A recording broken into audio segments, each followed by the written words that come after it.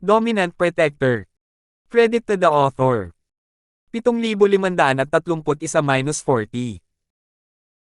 Ang mga pangalan ng mga tauhan ay galing lang sa mga name generator, kaya kung meron mang pagkakatulad sa mga totoong pangalan ng tao, lugar at pangyayari, ito po ay sadyang nagkataon lamang.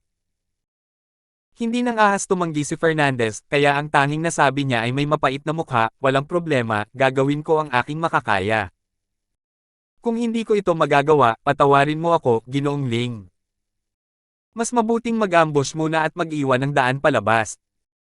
Madaling gumuho kung masyado kang kumpiyansa. Tutal, isa itong piting na may ulo ng tigre. Bagamat isang dalubhasa si Fernandez at may mga superpower, takot pa rin siya sa kamatayan.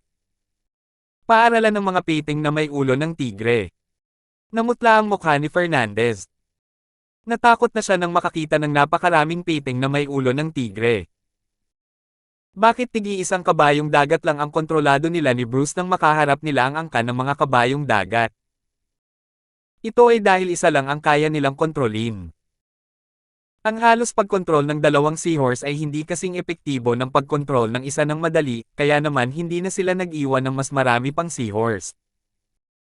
Ang mga piting na may ulong tigre na lumitaw ngayon ay hindi lamang malalaki sa bilang, kundi mas malalakas din. Hindi kumpiyansa si Fernandez na makontrol kahit isa, lalo na ang isang malaking grupo. Kung hindi dahil kay Terence, baka nakatakas na si Fernandez. Mag-ingat kayo. Maghanda kayo sa labanan. Gaya ng inaasahan sa Pangulo ng Espada ng mga parusa, agad na nag-utos si Morris.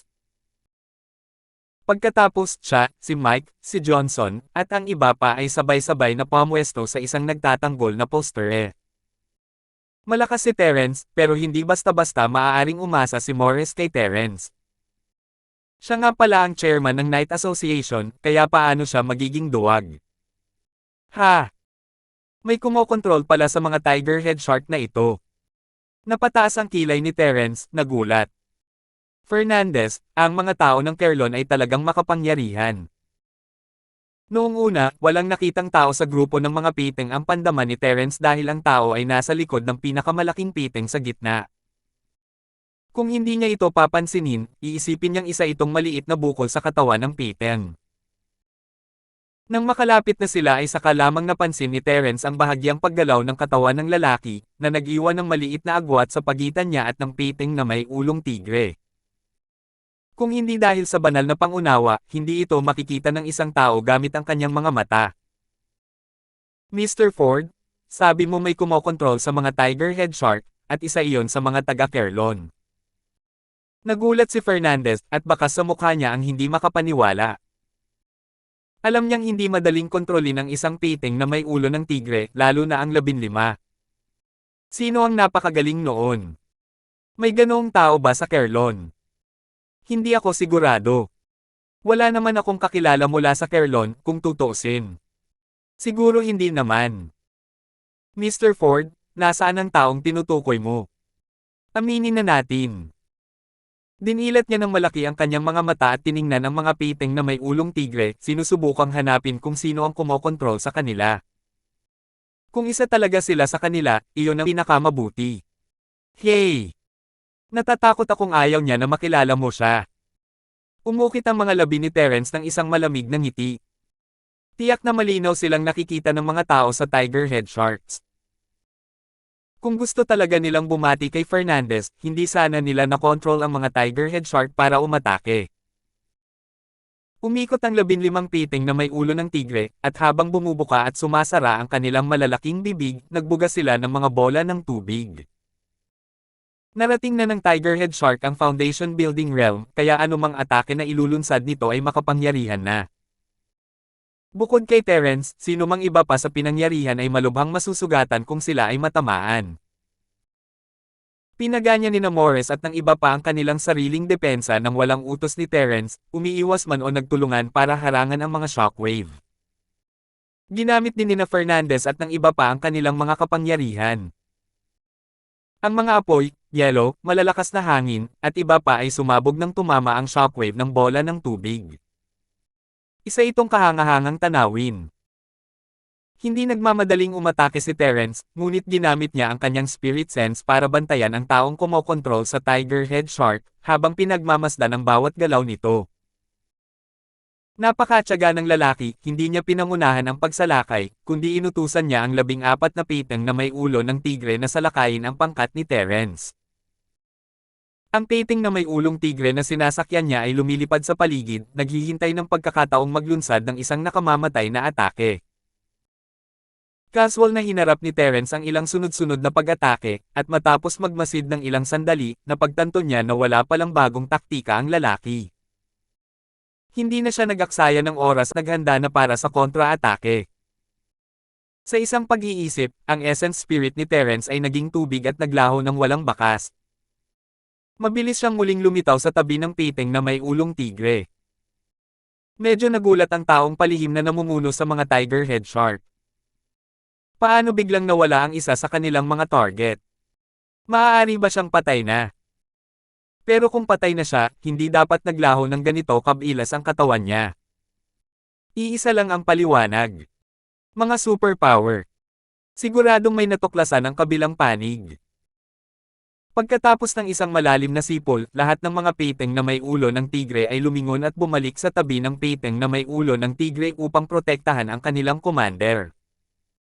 Pinuri ni Terence ang bata, medyo alerto ito. Sa kasamaang palad, wala itong silbi kahit gaano pa kataas ang kanyang pagbabantay. Ang langgam ay langgam pa rin. Sa paningin ni Terence, kahit na umabot na sa Golden Core stage ang kalaban niya, isa pa rin siyang langgam. Anong nilalaro mo? Biglang lumitaw si Terence sa likuran ng lalaki at casual na binuhat ito mula sa leeg ng piting na may ulong tigre. Ang lalaki ay isang kalbong puting lalaki na nasa edad 30 at may makapal na balbas. Paano mo ako nahanap? Bakit ka bigla na lang sumulpot dito? Mas matangkad ng isang ulo ang lalaki kay Terence, pero tila hindi naman kakaiba si Terence. Gayunpaman, hindi pa rin niya maintindihan ang sitwasyon. Kahit na ganito ang sitwasyon, may mood pa rin siyang magtanong. Nako, sa isang hindi malinaw na pagkabigo, malamang hindi siya makakapagpahinga ng mapayapa kung hindi niya ito aalamin. Ganoon ba talaga kagaling itong maliit mong pakulo? Kumaibot ang mga labi ni Terence, matagal na kitang napansin, pero gusto ko lang makita kung ano pa ang mga pinaplano mo. Kaya nga pinaglalaroan kita ng ganito katagal. Hindi ko inaasahan na bibigwin mo ako. Sabihin mo nga sa akin, paano mo nagawang kontrolin ang mga Tiger Head Shark? Gusto mo bang malaman? Tingnan mong mabuti.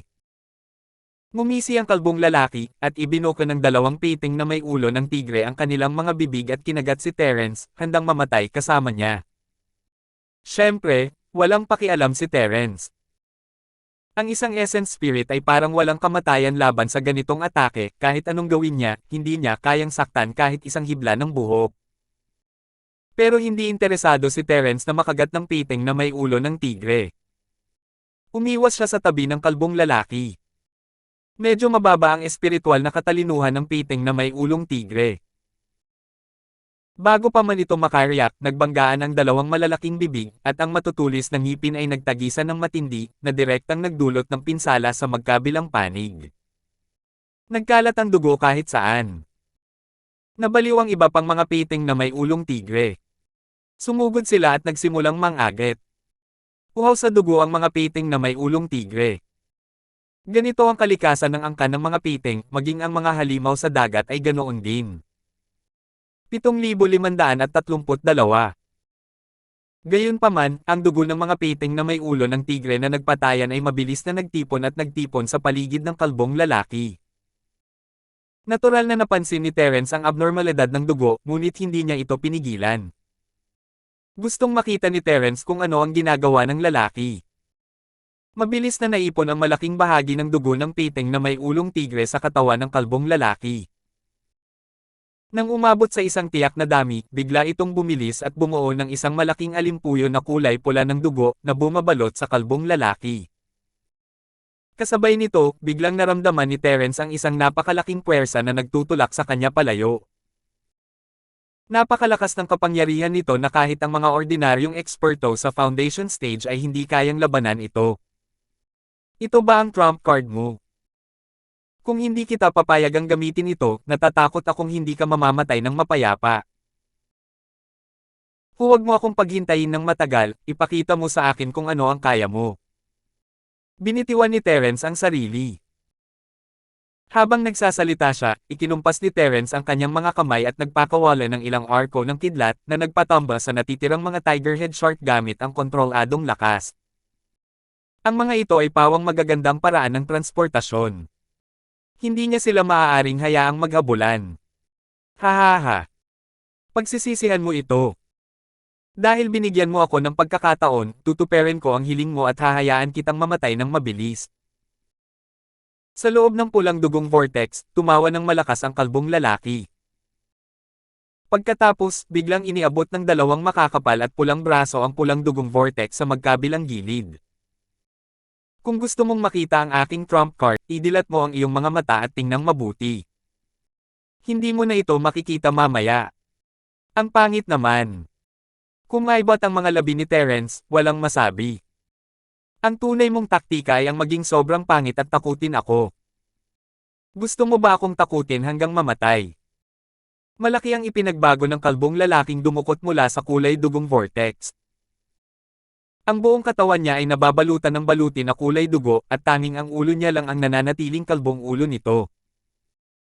Gayunpaman, ang kalbong ulo niya ay naging kulay dugo rin. Kung sasabihin niyang pangit. Ang pangit niya talaga. Kaya pala hindi napigilan ni Terence na magreklamo. Kung isa itong taong may narcissism at misophobia, malamang ay hindi nila gugustuhin ang ganitong uri ng superpower kahit pabugbugin sila hanggang mamatay. Hahaha. Hindi ba't napakagaan naman para sa iyo kung tatakutin kita ng mamatay? Babalatan kita ng buhay, babaliin ang mga buto mo, at bubunutin ang mga litid mo para ipakita ang kakayahan ko. Tumawa ng malakas ang kalbong lalaki, saka iniunat ang kanyang makapal na kanang braso. Ang mga kuko sa kanyang 5 daliri na kulay dugo ay may habang 20 sentimetro, parang 5 maliliit na espada. Mapunta ka sa impyerno. 5 pulang sinag ang lumabas mula sa kanyang mga kuko, na agad na umabot kay Terence. Casual na ikinumpas ni Terence ang kanyang kamay nang may mapanghamak na tingin sa kanyang mukha, at ang 5 pulang sinag ng dugo ay naglaho ng walang bakas. Ha! Hindi ako tinakat ng husto ng kapangitan mo, tapos ngayon tinatakot mo pa ko ng husto gamit ang mga matatalas mong salita. Sayang naman at takot na ako simula pa noong bata pa ako. Pasensya na talaga kung binaygo kita. Binawi ni Terence ang kanyang palad at pinagdikit ang kanyang hinlalaki, hintuturo, at gitnang daliri. May mga katangian ng tubig, hangin, at lupa. Kahit na palabas lang ang mga ito, may kakaiba sa mga ito. Isang komplikadong superpower. Nakakatuwa ito.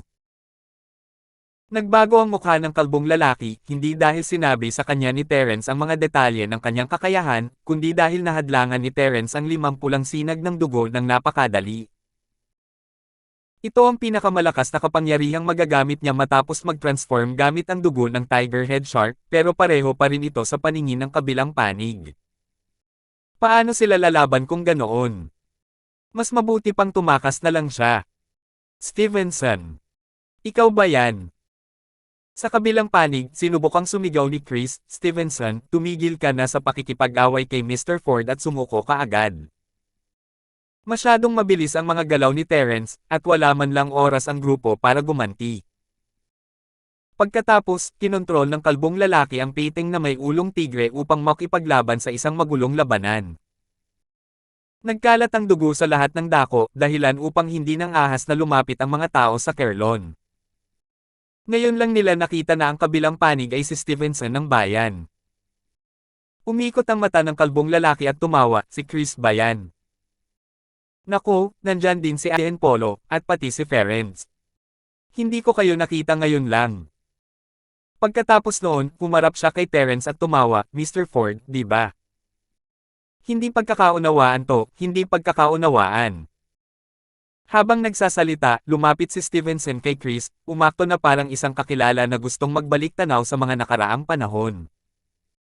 Tumingin si Terence sa kanya nang nakangiti, hindi siya pinigilan. Lihim na natuwa si Stevenson. Patuloy siyang nakipag-usap kina Chris at R. Diablo habang pinagmamasdan si Terence mula sa gilid ng kanyang mga mata. Nakita niyang nakatayo pa rin si Terence sa dating pwesto at isang bahagyang ngiti ng kasiyahan ang sumilay sa kanyang mukha. Fernandez, bakit wala kang sinasabi? Nagbibigay ka talaga sa akin ng kakaibang pamilyar na pakiramdam, hindi ko talaga namalayan noon. Dalawang hakbang na ang layo ni Stevenson kay Fernandez nang magsalita siya, ngunit si Terence ay nasa dating pwesto pa rin. Ngayon na. Isang liwanag ang sumilay sa mga mata ni Stevenson, at ang kanyang mga daliri ay sabay na lumipad na parang mga espada patungo kina Fernandez, Chris, at R. Diablo. Ha ha ha ha. Mga hanggal. Pagkatapos kitang patayin, mas lalakas pa ako. Sa oras na iyon, sino pa ang maaaring maging kalaban ko? Natatawa si Stevenson ng baliw habang naglalabas ng isang nakamamatay na suntok. Sa kanyang plano, sasamantalahin niya ang pagkakataong ito upang patayin si Fernandez at ang aristokrata, at pagkatapos ay gawing bihag si Chris. Bilang mga mamamayan ng Kerlon at pinapabore ng hari ng ahas sa dagat, sina Ference at Aden Polo ay tiyak na may mga superpower. Kung papatayin niya sila at kukunin ang kanilang mga kapangyarihan, ang kanyang lakas ay lubos na mapapabuti. Kahit hindi niya matalo si Terence ngayon lang, tiwala siyang matatalo niya si Terence matapos niyang makuha ang kakayahan ng dalawang ito. Sa pagkakaalam niya, ilan pang tao ang napatay ni Terence at nakakuha pa ng ilan pang superpower. Kung tungkol naman sa pagpapanatili kay Chris, para lang sana kung sakali. Kung hindi pa rin niya matatalo si Terence, maaari siyang gumamit ng isang bihag para pilitin si Terence na pakawalan siya. Dapat sabihin na ang pangarap na ito ay talagang matalino. Sa kasamaang palad, hindi ito masyadong pinag-isipan ni Terence. Kasabay ng pagkilos ni Terence ay ang paghakbang ni Stevenson. Lumitaw siya sa harap ni Stevenson na parang nag-teleport at hinawakan ang magkabilang pulso nito, dahilan para agad na maglaho ang atakeng kakalunsad lang niya ng walang bakas, at tanging ang natira na lang ay ang nakatulalang kalbong ulo ni Stevenson.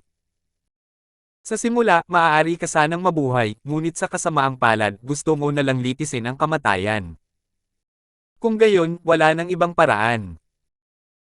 Kalmado ang ekspresyon ni Terence habang naglalapat siya ng mas malakas na puwersa, at si Stevenson ay nagpakawala ng isang nakakakilabot na sigaw. Ang dalawang pulso na protektado ng pulang baluti na may dugo ay nabali ni Terence. Nagkamali ako. Patawarin mo ako. Malaki ang maitutulong ko, siguradong matutulungan kita. Isang nakakapangilabot na sigaw ang pinakawala ni Stevenson. Agad niyang tiniis ang sakit at desperadong nagmakaawa, totoo. Handa akong maglingkod sa iyo bilang aking Panginoon, hinihiling ko lang na hayaan mo akong mabuhay. Huli na ang lahat. Malamig na ekspresyon ni Terence habang itinataas niya ang kanyang binti at sumipal ng 2 beses, na siyang dahilan kung bakit nabali ang 2 binti ni Stevenson. Pero malambot ang puso kong tao. Bubugbugin muna kita ng halos mamatay at tingnan natin kung papayagan ka ng mga kaibigan mo. 7,533. Dahil doon, pumarap si Terence sa 3. Tutal, kayang kontrolin ng lalaking ito ang isang grupo ng mga tiger shark. Magagamit pa rin niya ito para mapanatili, kaya tatalunan niya ito hanggang sa mawala muna ang kakayahan nitong lumaban. Kung mabubuhay ba siya o hindi, nasa 3 na iyon. Ang lalaking ito ay taga-iisang bayan lang naman, at gagawin lang ni Terence ang isang pabor para sa kanya. Siyempre, ang pinakamahalagang punto ay tila hindi nakakakuha ng mga kakayahan si Terence mula sa mga taong napatay niya. Pero iba si Chris at ang dalawa pa. Kahit patayin nila si Stevenson, mamanahin pa rin nila ang mga kakayahan niya. Nabali ang mga braso at binti ni Stevenson dahil kay Terence, at labis siyang nasasaktan. Gayunpaman, nang marinig niyang may pagkakataon pa ring mabuhay, agad siyang nabuhayan ng loob. Bagamat nasasaktan ang kanyang ekspresyon, ngumiti pa rin siya ng hindi maganda at tiningnan sina Chris at ang dalawa pa na para bang sinusubukan niyang pasayahin sila. Arden Polo, Chris, at Fernandez, matagal na tayong magkaibigan. Hindi niyo naman ako mapapanood mamatay, di ba? Nagkamali ako ngayon lang. Sinapian ako. Pero alam mo, natanggap ko na ang parusang nararapat sa akin. Pakiusap, maging mapagbigay ka at pakawalan mo ako. Hehe, alam mo na palang matagal na tayong mag-ibigan. Bakit hindi ko agad naisip yun?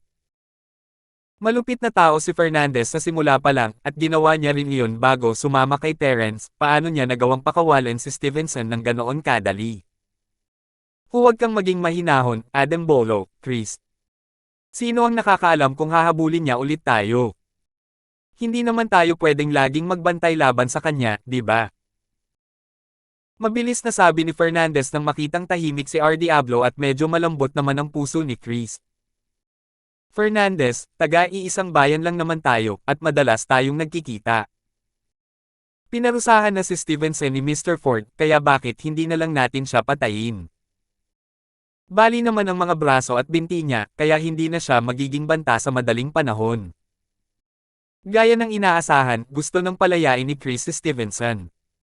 Tulad ng alam mo, wala na tayong gaanong oras para manatili rito.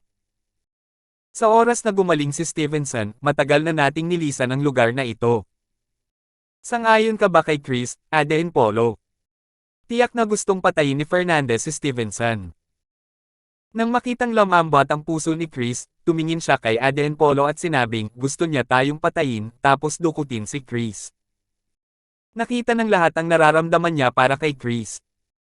Sa totoo lang, wala akong pakialam kung patayin ko siya o hindi, pero iba ka. Sa puntong ito, tumingin si Ferenc kay Stevenson, at pagkatapos ay kina Aden Polo at Chris, at makahulugang sinabi, kailangan mong pag-isipan ito ng mabuti. Hindi ako yung tipo ng taong mahilig manggulo, pero kung ako sayo, siguradong hindi ko ito matiis. Biglang naging pangit ang ekspresyon ng mukha niya. Tumama sa puso niya ang mga sinabi ni Ferenc.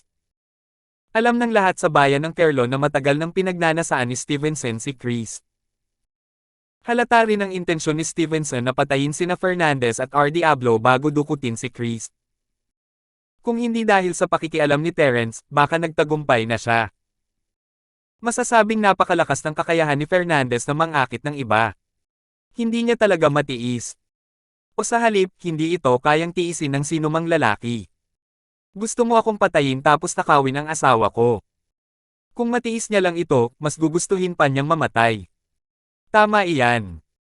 Hindi natin kailangan ng mga kasama na kayang saksakin tayo sa likod anumang oras. Gumawa na siya ng desisyon. Aden Polo. Aniya. Nagulat si Chris.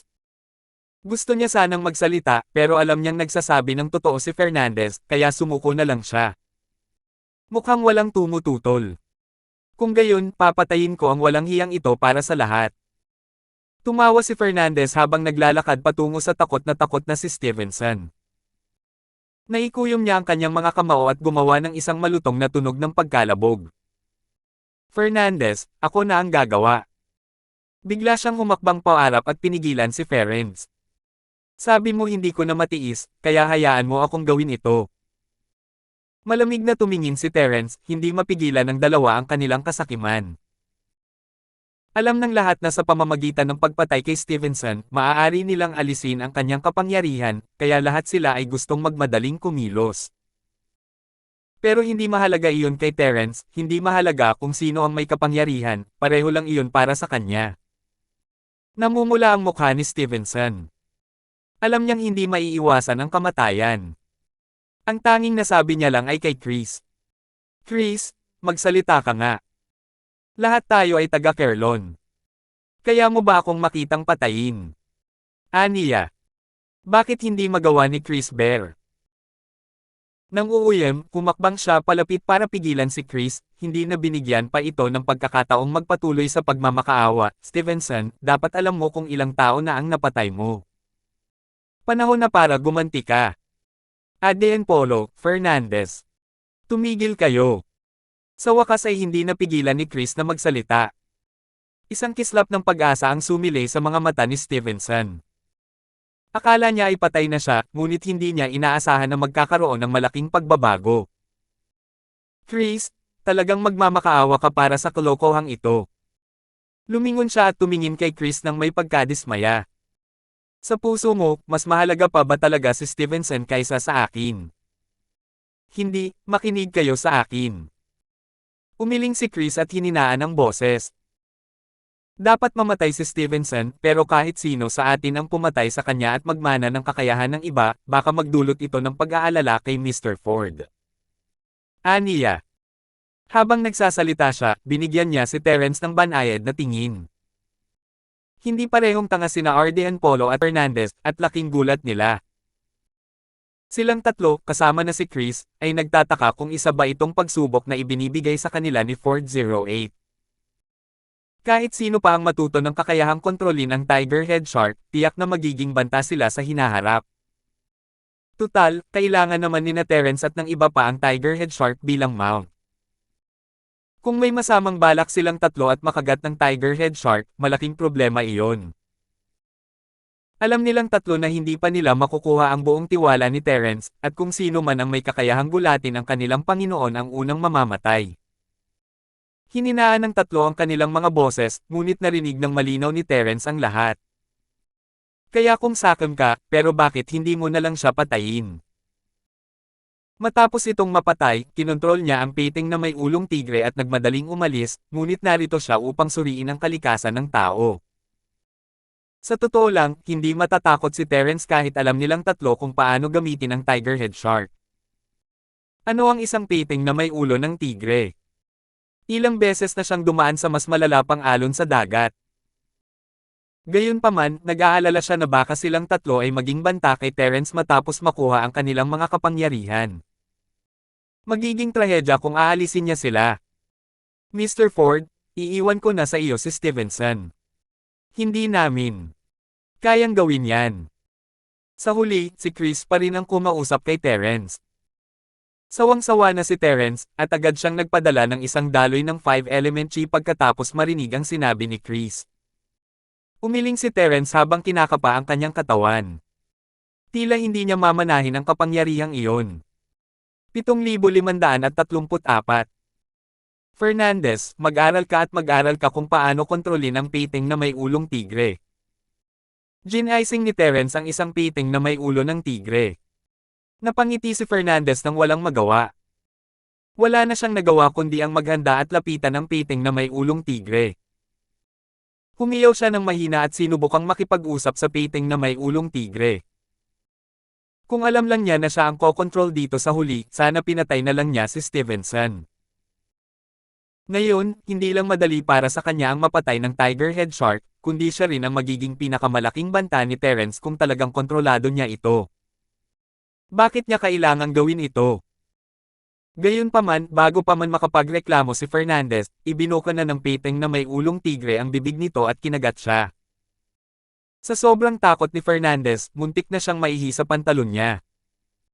Naghagis siya ng yelo, apoy, at lahat ng iba pa. Ginoong Ford, iligtas mo ako. Tanging si Terence lamang ang makapagliligtas sa kanya habang tumatakbo siya para iligtas ang kanyang buhay. Sumulyap si Terence sa harap ng piting na may ulong tigre at hinampas ito sa ulo. Bumagsak sa lupa ang piting na may ulong tigre at gumawa ng malaking butas. Para magawa ito sa tubig, makikita kung gaano kalakas ang sampal ni Terence. Natulala sandali si Fernandez, at pagkatapos ay mabilis siyang nagpakita ng isang mapang-akit na ngiti.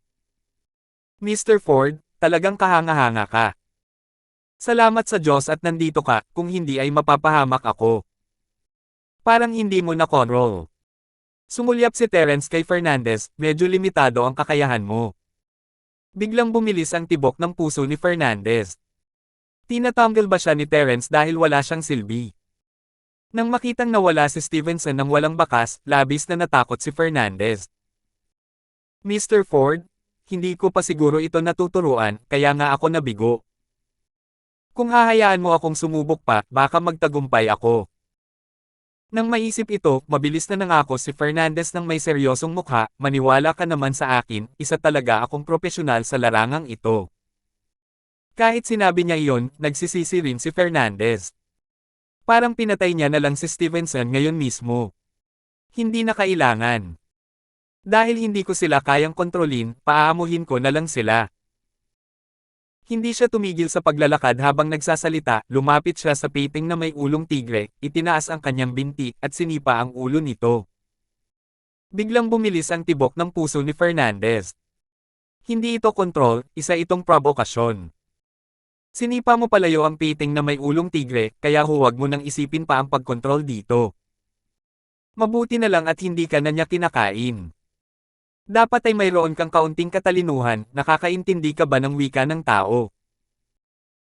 Binawi ni Terence ang kanyang binti at nagsimulang makipag-usap sa piting na may ulong tigre, kung nakakaintindi ka ng wika ng tao, maging masunurin ka sa aming bundok.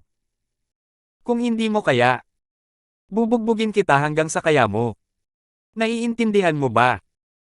Itinaas ng piting na may ulong tigre ang ulo nito mula sa hukay. Wala itong pakialam sa pagkahilo at pagkakita ng mga bituin. Mabilis nitong itinaas ang katawan at umiling ng ilang beses para ay pakitang naiintindihan nito. Ngumiti si Terence sa kasiyahan.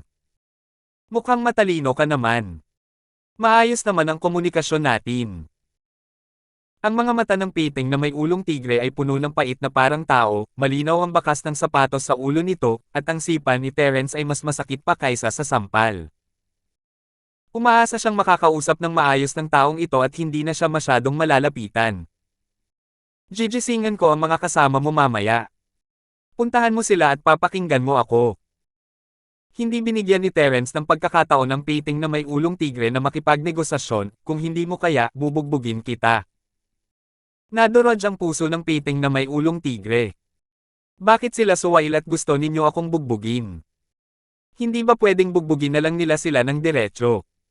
Binubuli mo ako dahil malaki ako, di ba? Mga sumpaman. Wala siyang pagpipilian. Hindi niya sila matatalo, at hindi rin siya makakatakas. Tanging tanggapin na lang niya ang kanyang kapalaran.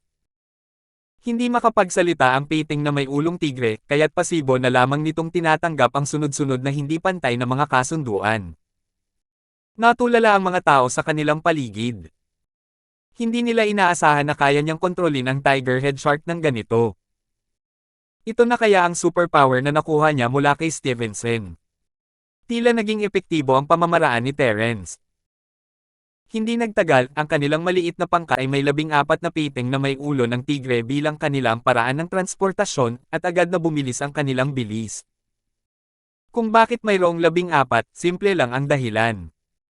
Isa sa kanila ay namatay dahil sa labis na pagdurugo. Sa dami ng mga tigerhead shark sa paligid, mga katutubo man ni Kerlon o iba pang night regiment, lahat sila ay lalayo sa sinumang makakasalubong nila. Pinangunahan ni Terence ang kanyang koponan at ang mga tigerhead shark sa paligid ng unang palapag. Pagkatapos ng ilang oras, sa wakas ay nakahanap na rin sila ng 5 knight mula sa naghaharing Sword Knight Association. Gayunpaman, hindi sila isang maliit na koponan. Sila ang natitirang miyembro ng 3 maliliit na koponan. Agad na nanlumo si Morris. Iilan na lamang ang natitirang mga piling tao sa buong naghaharing Sword Knight Association. Mr. Ford, oras na. Malapit nang mabuksan ang pasukan papunta sa ikalawang palapag. Takot na takot si Fernandez sa kamatayan, kaya paminsan-minsan ay tumatakbo siya papunta kay Terence para makilala ito. Sa pagkakataong ito, sinamantala niya ang pagkakataon para ipakilala ang kanyang presensya. Kung hindi ako nagkakamali, mahigit 10 oras na tayo rito.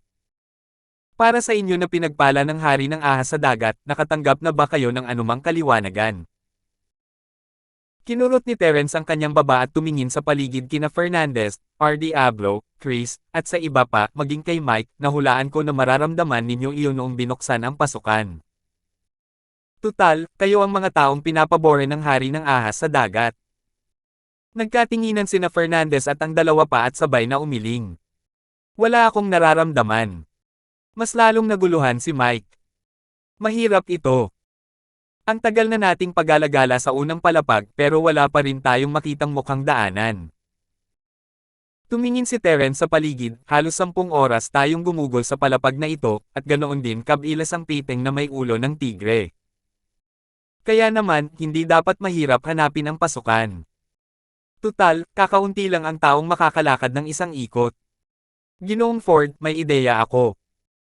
Biglang nagsalita si Fernandez, na parang handa na, sa tingin ko dapat ay sa mas mataas na lugar ang labasan. Ito ay dahil ang daanan patungo sa ikalawang palapag ay tiyak na isang hagdan. Naglalakad kami sa patag na lupa ngayon lang.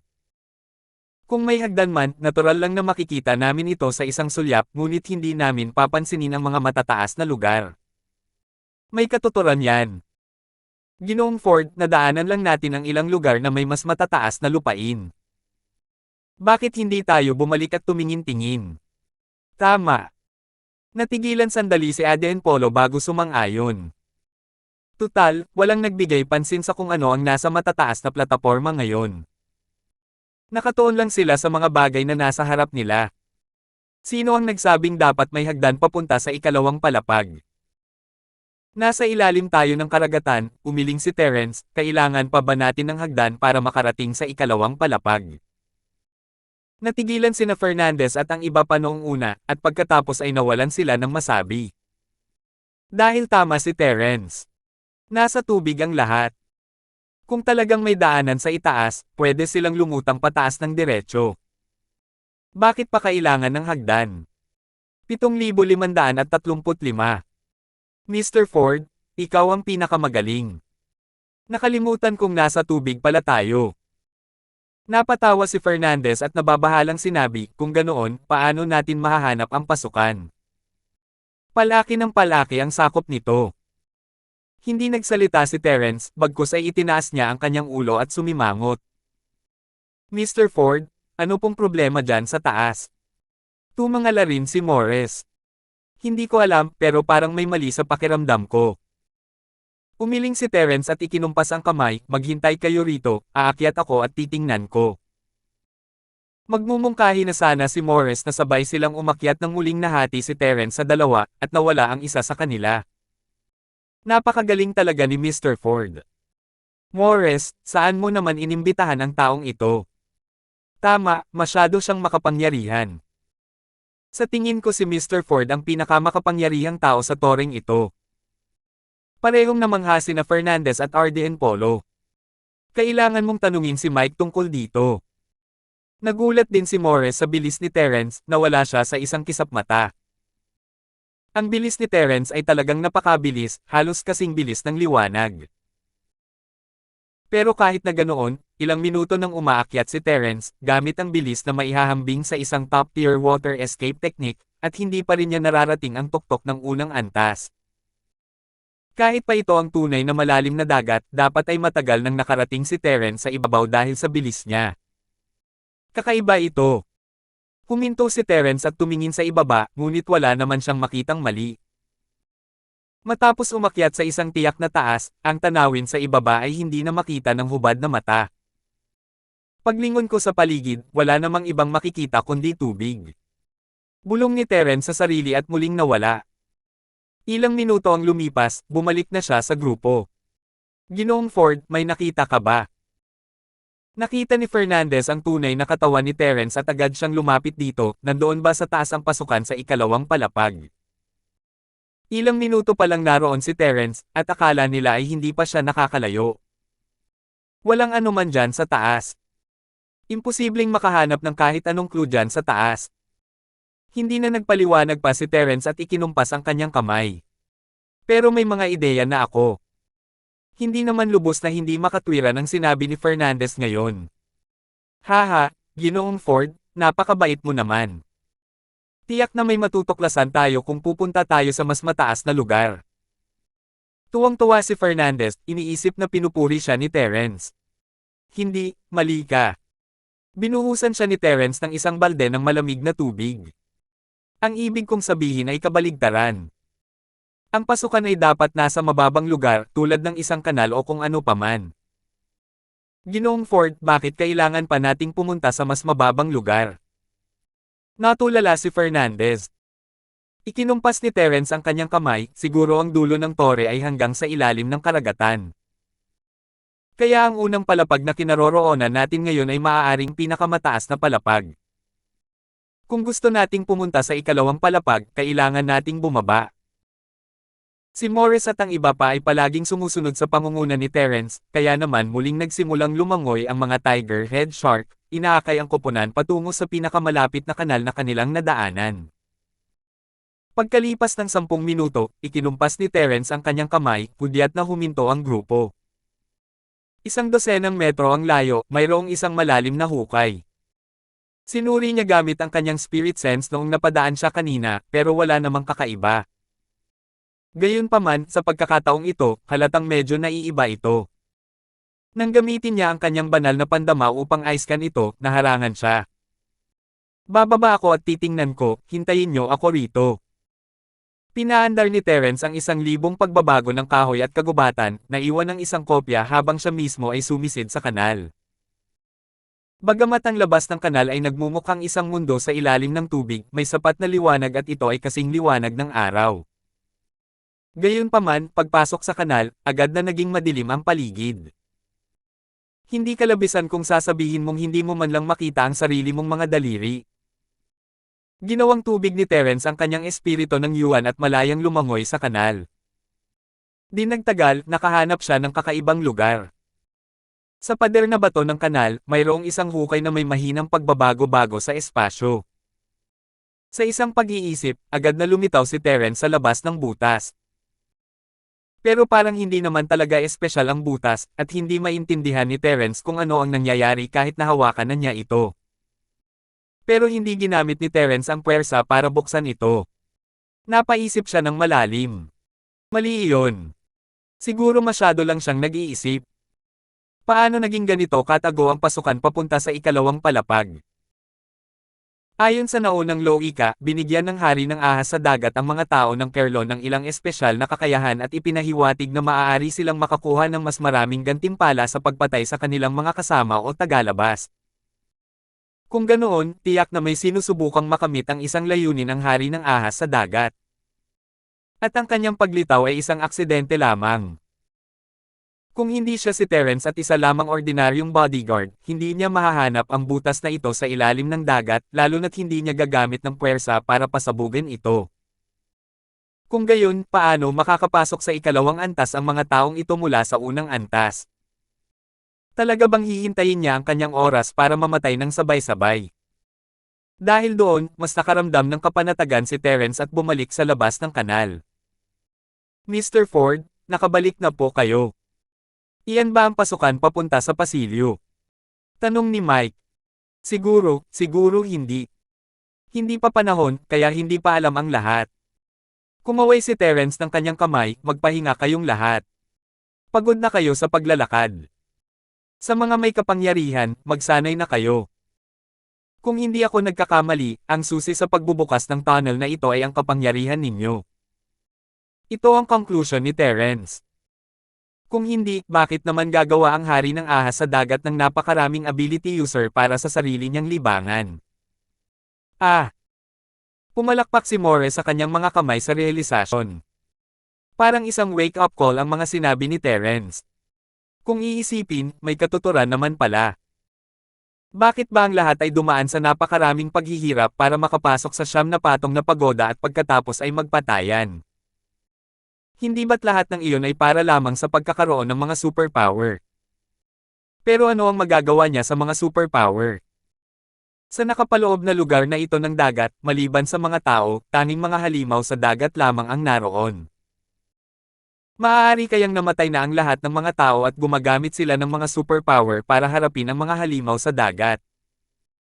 Tumango rin si Fernandez ng may pag-iisip at tumakbo sa gilid upang magsanay ng kanyang kapangyarihan. Si Terence naman ay pumikit at nagnilay-nilay sa isang piraso ng corale. Pumikit siya at pinag-aralan kung bakit ang kanyang yuan spirit body ay mayroong napakaraming ilusyonaryong kakayahan. Hindi ito ang unang pagkakataon na ipinakita ni Terence ang kanyang espiritu, naranasan na niya ang katulad nito dati. Gayunpaman, sa huling pagkakataon, ang primordial spirit ay maaari lamang lumipat sa pagitan ng estado ng tunay na primordial spirit at ng virtual na primordial spirit. Maaari rin siyang mawala sa isang iglap, ngunit malinaw niyang nararamdaman na hindi siya kaysa ng kanyang paligid. Ang primordial spirit state ay primordial spirit state pa rin. Hindi naman kalabisan na sabihing isa itong espesyal na anyo ng enerhiya, ngunit hindi ito natutukoy ng karamihan. Gayunpaman, iba na ngayon. Kung ang kakayahang ito ay maayos na malinang, magagamit niya ito upang maunawaan ang 5-element escape technique. 7,536 Gayunpaman, hindi niya alam kung iiral pa rin ang kakayahang ito pagkatapos bumalik ang kanyang sinaunang espiritu sa kanyang pisikal na katawan. Sinasanay din ni Mike ang kanyang kapangyarihan. Gumagamit siya ng kakayahan sa tubig, kaya kontrolado niya ang vortex. Noong una, gusto lang niyang maglaro, pero medyo masaya ang maglaro sa tubig. Nahumaling siya rito, at ang whirlpool na nilikha niya ay lalong lumaki. Boom! Isang biglaang malakas na ingay ang gumulat sa lahat ng naroon. Nanginig ang kamay ni Mike, at muntik na niyang matamaan ang ulo niya ng whirlpool. Ano ang tunog na iyon? Medyo nagulat din si Morris, pero nang tignan niya ang vortex na nasa kamay ni Mike, bigla siyang napasigaw, "Mike, ang vortex mo. Sumabog. Ang vortex. Sumabog. Ikaw ang sumabog." Medyo nainis si Mike. Dito sinasanay ni Young Master ang kanyang espesyal na kakayahan. Gusto niyang maging mahusay at malampasan si 408 balang araw. Hindi niya inaasahan na sasabihin ni Morris na sumabog ang kanyang vortex. Sumabog ang buong pamilya mo. Si Mike ay nasa ilalim ng matinding pressure sa panahong ito. Bagamat naiinggit ang iba sa kanya dahil sa pagkakaroon ng isang makapangyarihang bodyguard tulad ni 408, hindi niya iniisip iyon. Una sa lahat, hindi ganoon kadaling bitawan ang nangyari kay Julia, at pangalawa, ayaw ni Mike na umasa kay Terrence para sa lahat. Simula nang lumitaw si 408, nagbago na ang pakikitungo sa kanya ni Morris. Siya ngayon ay naging lubos na magalang. Gayunpaman, labis na naiinis si Mike. Alam niyang lahat ng ito ay dahil kay 408. Kaya naman naalala si Mike na baka ganoon pa rin ang pretuhin sa kanya ni Morris pagkatapos umalis ni 408. Hindi naman talaga. Hindi kinaya ni Mike ang ganoong kalaking pagkakaiba. Isa siyang mapagmataas na kabalyero. Kaya matapos matanggap ang espesyal na kakayahan, labis na natuwa si Mike. Nadama niya na ang paglalakbay na ito sa palasyo ng hari ng ahas sa dagat ay ang tamang desisyon. Gayunpaman, hindi niya inaasahan na isumpa ni Morris si 408 bago pa man ito umalis. "Mike, vortex mo yon. Sumabog yon." Mahinang sabi ni Chris. Ang kakayahan niya ay hangin at hindi niya ito magamit sa tubig, kaya pinapanood niya ang iba na nagsasanay. Sa makatuwid, sigurado siyang ang pagsabog ay sanhi ng vortex ni Mike. Ano? Natigilan si Mike at tiningnan ang vortex na hawak niya.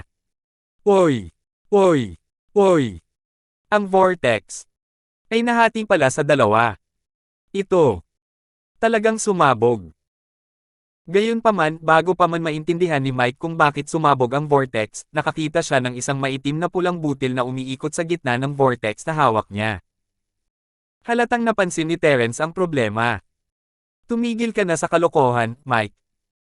Ang butil sa iyong vortex ay lumitaw na parang bula. Maaaring ito ang sanhi ng pagsabog.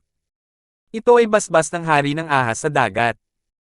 Sa sandaling ito, biglang tumayo si Fernandez at malakas na nagsalita, "Naaalala mo pa ba ang Black Pearl na hawak ko? Ganito nangyari ang pagsabog ng walang anumang babala. Tingnan ko." Biglang bumilis ang tibok na puso ni Terrence, at kinuha niya ang Red Pearl mula sa kamay ni Mike. Isang set ng mga mensahe ang ipinadala sa dagat ng espiritu ni Terrence na parang isang senyales. Kapag narating mo na ang dilaw na antas, tumungo sa mga peking bundok at mga kanal at hintayang bumukas ang daanan patungo sa ikalawang antas.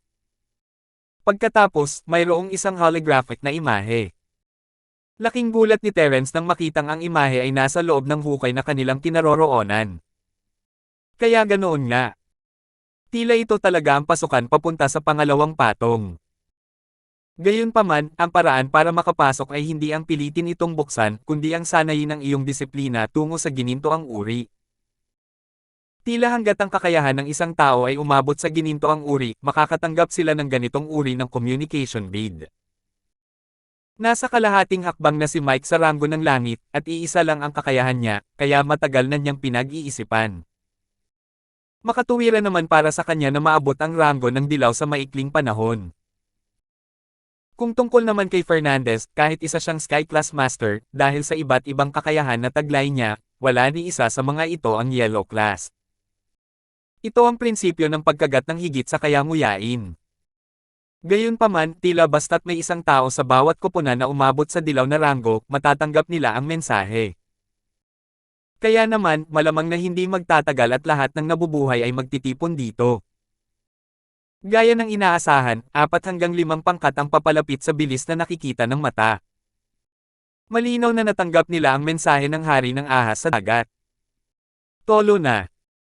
Nakita ni Chris ang isang maliit na grupo na sumusugod patungo sa pintuan at agad na napasigaw. Ano, si Lito pala to, nandito rin siya. Medyo nabigla rin si Aiden Polo. Si Tolo ay isa sa mga tirano ni Kerlon, at hindi siya kailanman nakakasundo ng mga Ediboro. Palagi silang magkaaway. Siyempre, hindi siya isang mahinang tao. Ang kanyang pamilya ay isang Panginoong may lupa sa isang maliit na bayan at nagmamay-ari ng isang malaking bukid. Kahit hindi siya gaanong malakas, marami siyang malalakas na tauhan sa ilalim niya, at walang magawa si Tolo sa kanya. Gayunpaman, iba na ngayon. Hindi lang si Dale ang nandito, kundi kasama rin niya ang isang grupo ng kanyang mga tauhan. Malinaw na si Tolo ay hindi inupahan ng ibang mga rehimyento ng kabalyero, kundi nag-iisa lamang siyang dumating. Dahil naroon lahat ang 4 niyang Diyos na tagapag-alaga, alam niyang hindi naman natalo ang koponan ni Lito. Uy, hindi ba't Adan Paul ito? Ano, dinala mo ba ang babae mo sa dagat para magpasikat? Nang makita niya ang kabilang panig, nakita rin siya ng kabilang panig. Ang nagsalita ay si Bobby, isa sa 4 na Diyos na tagapag-alaga ni Tolo. Ang kanyang alitan kay Aden Polo ang pinakamalubha. Ang dahilan ay katabi ng pamilyang Aden Polo ang manor ng pamilyang Bobby. Nagatubili si Aden Polo at hindi nang ahas na sumagot. Tutal, hindi naman siya kalaban ni Bobby kahit pa may superpower ito. Bukod pa riyan, narito rin si Chris, at natatakot siya na ang isang alitan ay makakasama sa kanya. Ito ang koponan mo. Mga taunang sundalo, at lahat sila ay babae. Nakita ni Bobby na kinailangang pigilan ni Aden Polo ang kanyang galit, at lalo siyang naging arrogant. Bibigyan kita ng 2 pagpipilian. Mahigit 10 oras nang hindi nakikipaglaro ang amo natin sa isang babae. Una, hinayaan mong makipaglaro ang amo ko sa babae mo. 2, dalhin mo rito ang batang babaeng yan. Habang nagsasalita siya, ikinumpas ni Bobby ang kanyang kamay at itinuro si Serena. Natulala si Serena. Paano ako nadamay sa alitan ninyong 2? Sino ka? Mukha kang gorilla, gusto mo na bang mamatay? Sino si Serena? Iyan ang banal na sandata ng bagong banal na rehiyon, isang master sa uri ng lupa. Huwag mong tingnan kung paano siya kadalasang hindi masyadong nagsasalita sa Night Association, isa siyang tunay na eksperto. Kalimutan mo na yan, Serena. Sa tingin ko ay malapit nang bumukas ang pasilyo. Huwag ka nang gumawa pa ng gulo. Sabi ni Terence sabay kaway ng kamay, wala sa mood makipagtalo sa mga taong ito. Parami ng parami ang mga pangkat na nagtipon dito, at malinaw na malapit nang mabuksan ang daanan. Malamig na sumingot si Serena at hindi pinansin si Bobby. Gayunpaman, hindi ito pinansin ni Serena, ngunit hindi ito binitawan ni Bobby. Isang batang babae, si Master Tolo ang ninong ni Kerlon. Kung susundin mo si Master Tolo, mabubuhay ka ng maayos. Lumayas ka. Hindi inaasahan ni Serena na magiging walang kabusugan si Bobby, at isang nakamamatay na tingin na sumilay sa kanyang mga mata. 7,537. Gusto mo akong maliga? Hehe. Sinasabi ko na sayo, lahat kayo ay pale. Hindi galit si Bobby kundi masaya. Nag-aalala siya na baka hindi siya makahanap ng dahilan para kumilos. Babagsak ang team mo rito ngayon dahil sa babaeng ito. Tutal, may taga-Kerlon, si Aden Polo, sa team. Kinailangan pang humanap ng dahilan si Bobby para kumilos. Hindi sila maaaring manatili sa palasyo ng hari ng ahas sa dagat habang buhay. Aalis din sila sa kalaunan. Basta't babalik siya sa secular na mundo, kailangan niyang pag-isipan kung makakayanan niya ang galit ng pamilyang R. Diablo. Sa katunayan, mula pa sa simula, gusto ng galitin ni Bobby ang koponan ni Aden Polo para mauna ang kabilang panig na gumawa ng hakbang. Kung gusto nilang makakuha ng mas maraming kakayahan, kailangan nilang pumatay ng mga tao, pero sa proseso, wala nang ibang tao sa team ni Lito na pwedeng patayin. Napatay na niya ang lahat ng maaaring patayin. Ang mga natitirang pangkat na buhay pa ay pawang matitigas ang buto. Kahit si Lito ay hindi sila kayang patumbahin. Dahil dito, pumayag ang mga natitirang koponan sa pag-iral ng isa't isa.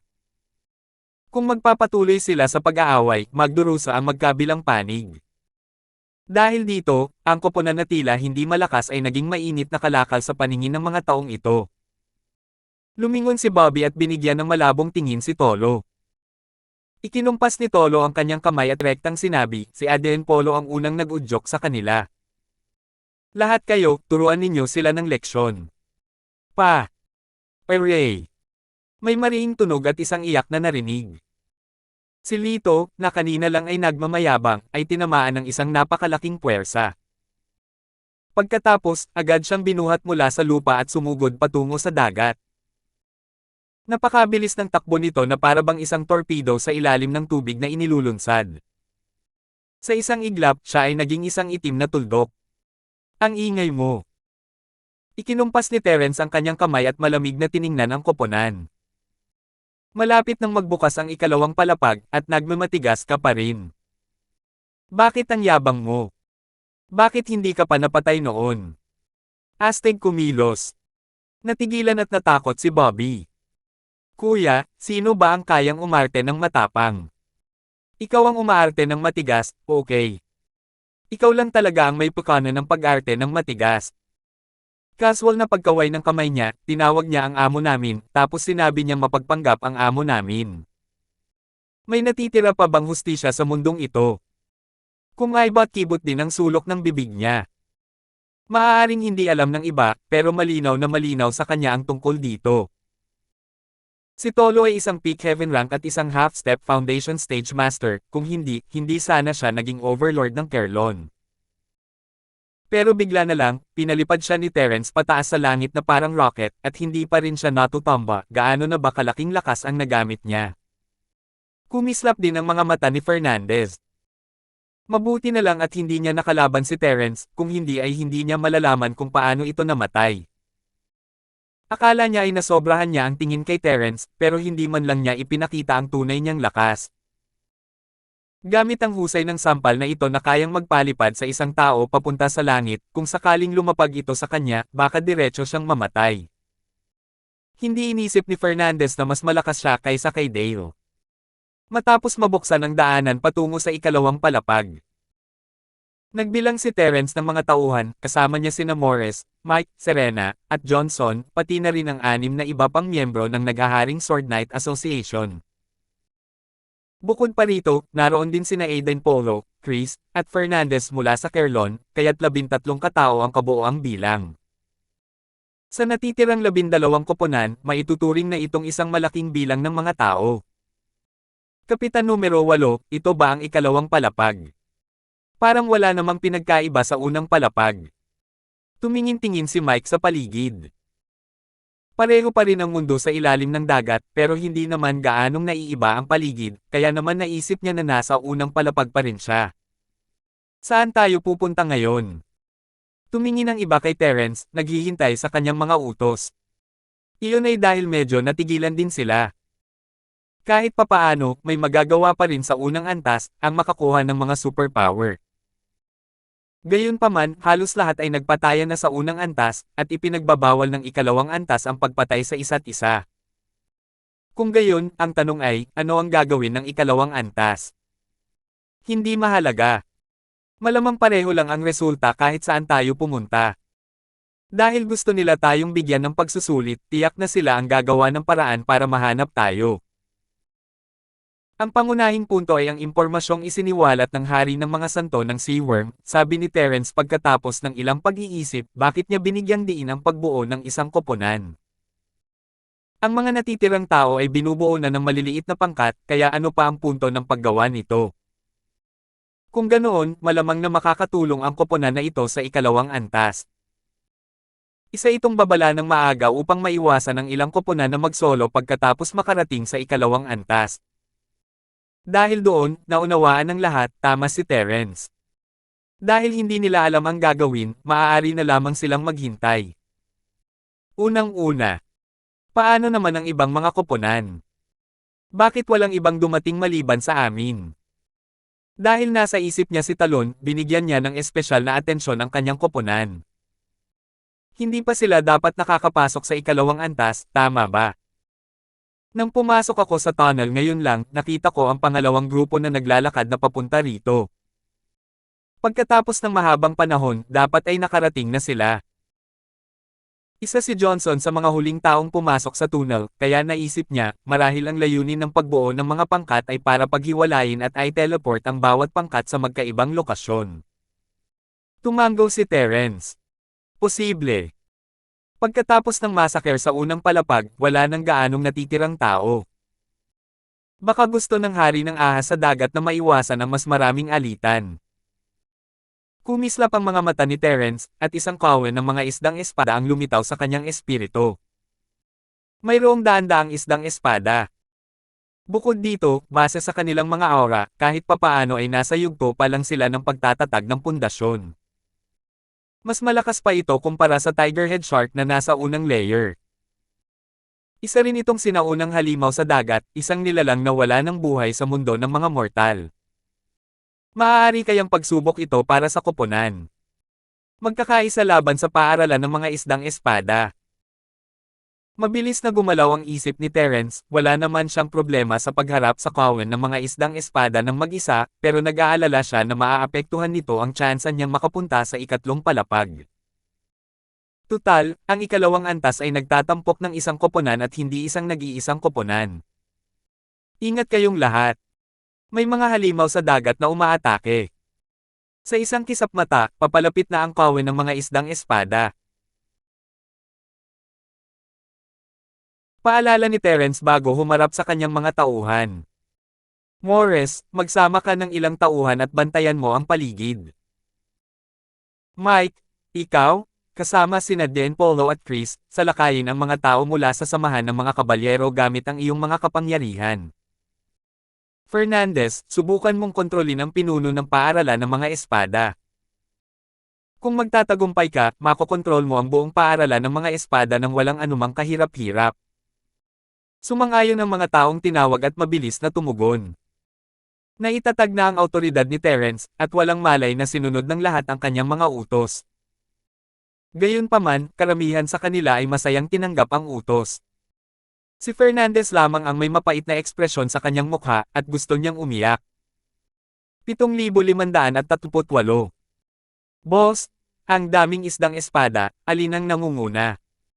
Isa pa, kahit na mahanap niya ito, baka hindi niya ito makontrol. Magandang halimbawa ang Tigerhead Shark. Boss, pwede bang huwag kang mag-expect ng ganito kataas sa akin? Mamamatay ang mga tao.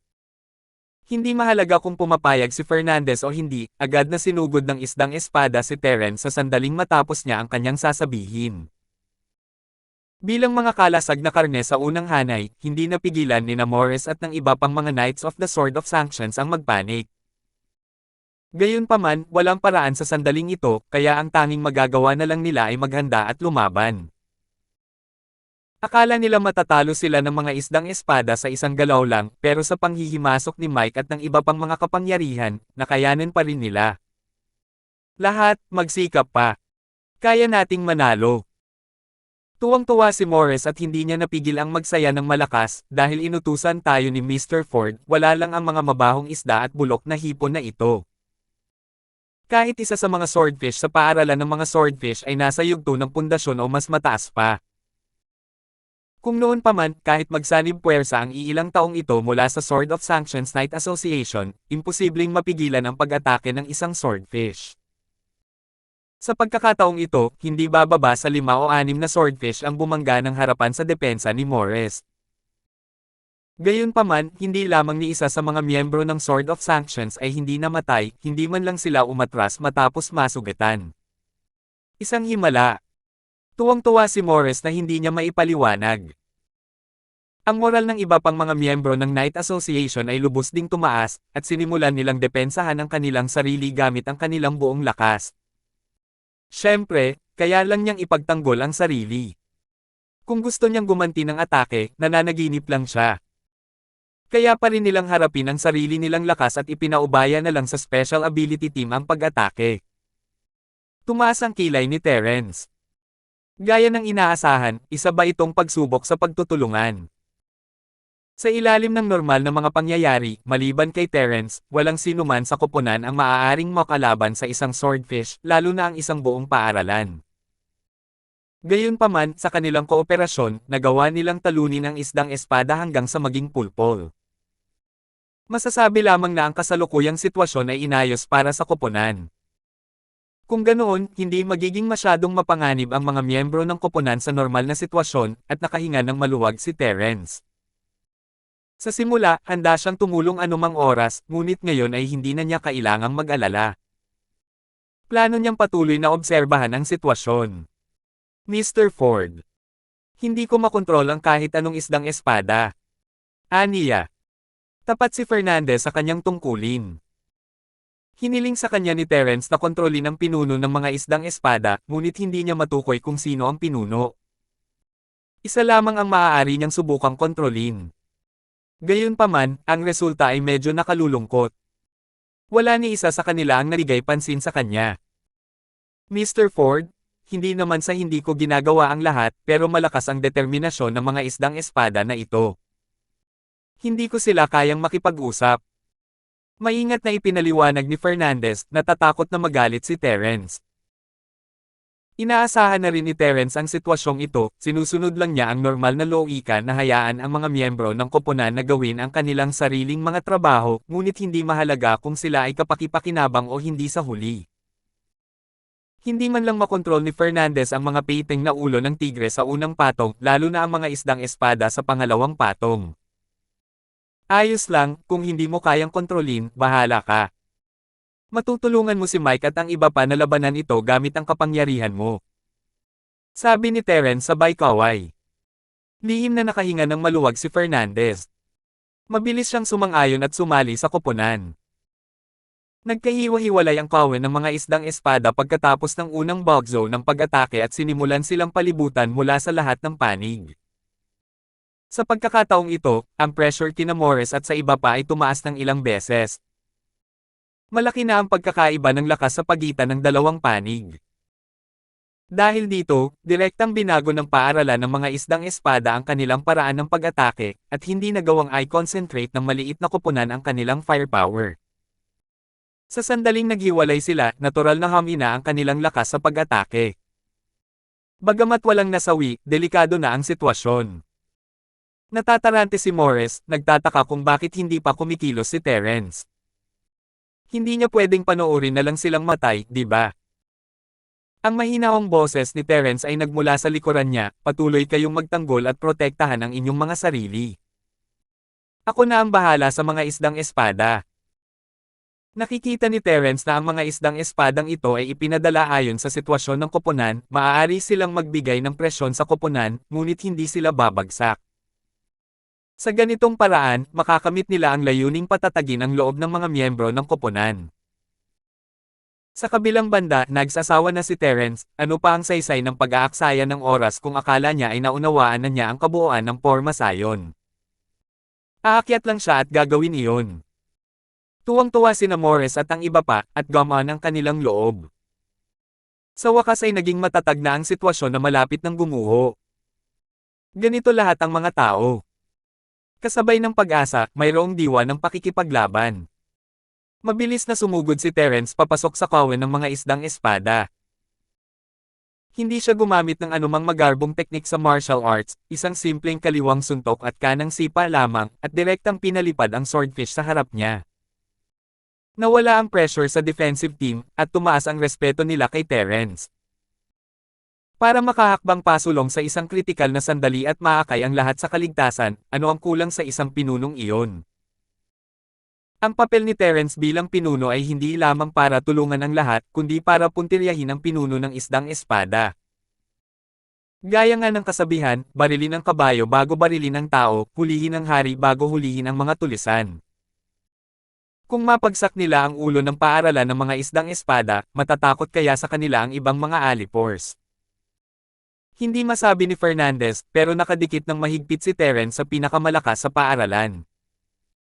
Hindi nakisali ang isdang espada na ito sa pag-atake, kundi lumangoy sa paligid ng lugar. Malinaw na ang commander iyon. Kung hindi niya ito haharapin, sino pa ang haharapin niya? Casual na sinipa ni Terence ang isdang espada na hamarang sa kanyang daan, dahilan para lumipad ang mga ito gamit ang kamao, sampal, o sipa. Sa anumang kaso, hindi niya maiiwasan ang salitang langaw. Binigyan pa sila ni Terence ng mga tiket papunta sa dagat ng pamilya Lin, kaya pinapunta sila sa karagatan. Sa isang kisap mata, nasa harap na ni Terence ang pinuno ng mga isdang espada. Matalino rin ang lalaki, pakiramdam niya ay hindi dapat kalabanan si Terence, kaya hindi na siya lumaban at tumalikod na lang para tumakbo. Ha! Iniisip mo pa ring tumakas sa oras na ito. Hindi mo ba iniisip na huli na ang lahat? Tumawa si Terence at agad na sumulpat sa kanyang daanan para makatakas, nagpadala ng isang malaking paa patungo sa kanya. Napakabilis ng takbo ng pinuno ng isdang espada, at para bang hinatid nito ang sarili sa pintuan ni Terence, ang ulo nito ay nasa ilalim ng paanan ni Terence. Bang! Boom! Kasabay ng isang malakas na kalabog, ang pinuno ng isdang espada ay napabalik ng may mabigat na ulo. Gamulong ng ilang beses ang malaking katawan nito bago tuluyang tumigil, ngunit si Terence ay naghihintay na sa tabi nito. Ang pinunong isdang espada ay mayroon ng mataas na antas ng katalinuhan, at alam nitong wala itong kapantay sa taong nasa harap nito. Nagpadala ito ng hudyat sa kanyang mga tauhan na lumapit at iligtas ito habang patuloy itong lumilingon at tumatakbo. Tumatakbo ka pa rin. Gusto mo bang magkaroon pa ng ilang bakas ng paa sa noo mo? Inabot ni Terence ang mahabang bibig ng pinuno at hinawakan ito. Hindi ako magsasalita ng walang kabuluhan sa iyo. Kung gusto mong mamatay, magpatuloy ka sa pagpupumiglas. Kung gusto mong mabuhay, maging mas tapat ka. Agad na tumahimik ang pinuno ng mga isdang espada.